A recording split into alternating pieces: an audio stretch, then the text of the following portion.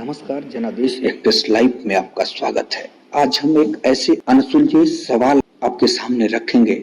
शायद उन सवालों को गहराई से समझने का प्रयास करिएगा तो जीवन को वास्तविक दिशा दे सकिएगा।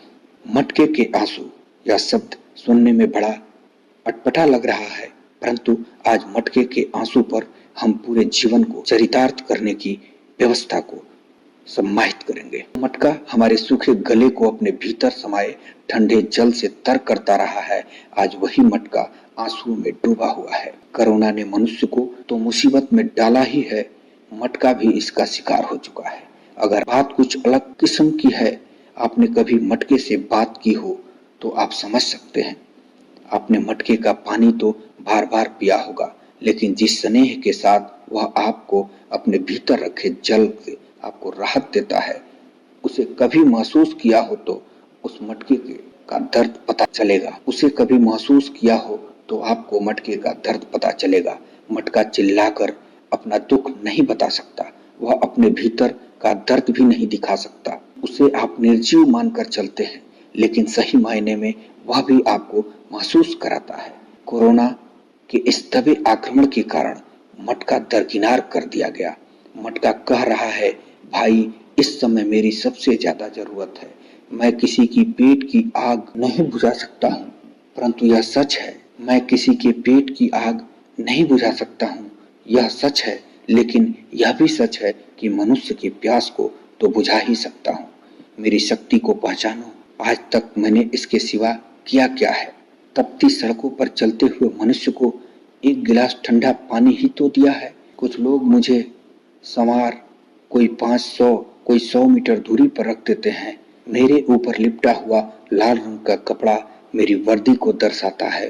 किसी भी राहगीर को मैं किसी कपड़े से पहचान कर अपने पास बुला लेता था।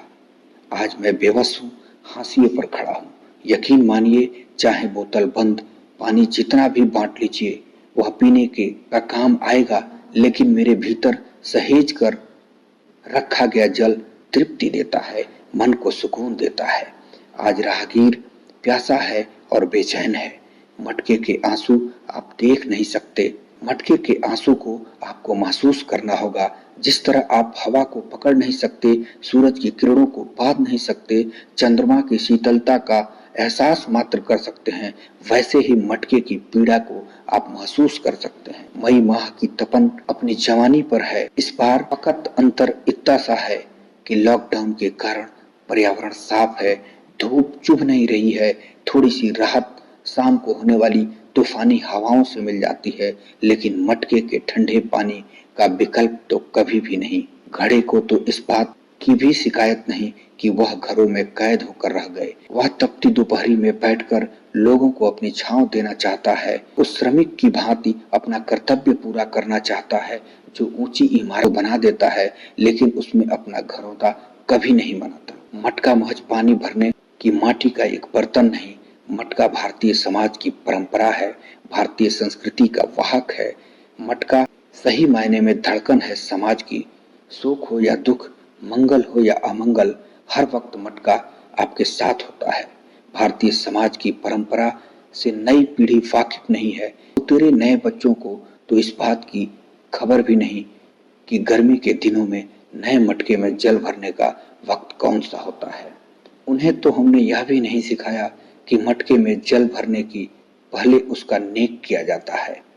वह नेक मटके का मान है। संस्कृति और परंपरा के बीच धड़कन की तरह मटका हमारे जीवन में हर वक्त मौजूद रहता है।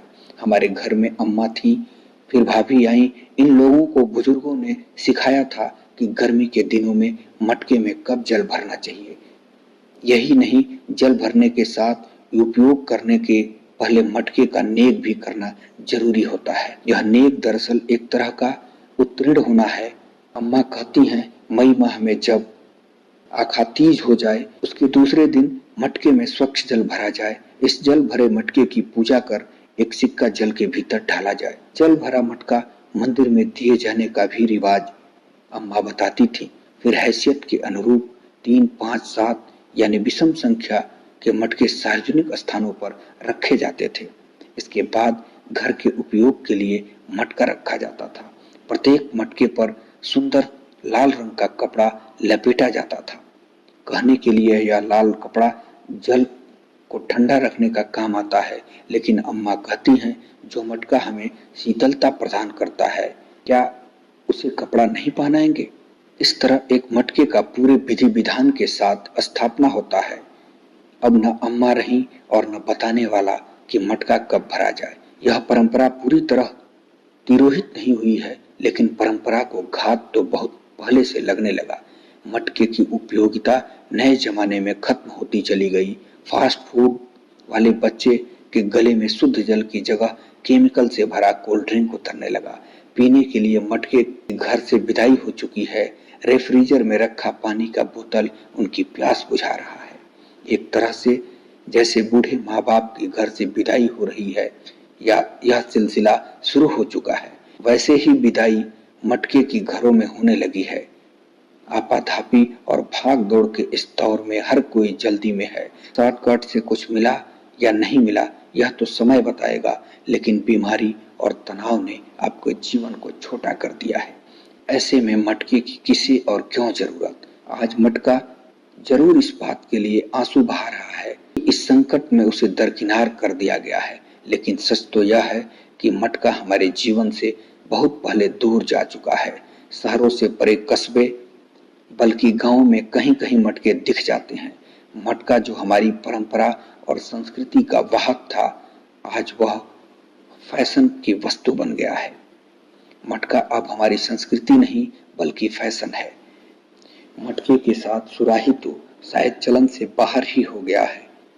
कभी फिल्मों में तो कथा साहित्य में जब नायिका के गर्दन का उल्लेख होता था तब सुराही का जिक्र आता था। वो सुराहीदार वाली गर्दन, हालांकि लिखने और बोलने में भी सुराहीदार गर्दन का अब उपयोग नहीं होता है। कुछ पुराने परिवारों में या मध्यम वर्गीय परिवारों में सुराही देखने को मिल जाएगा। वहां भी सुराही फैशन के लिए है, उपयोग के लिए नहीं।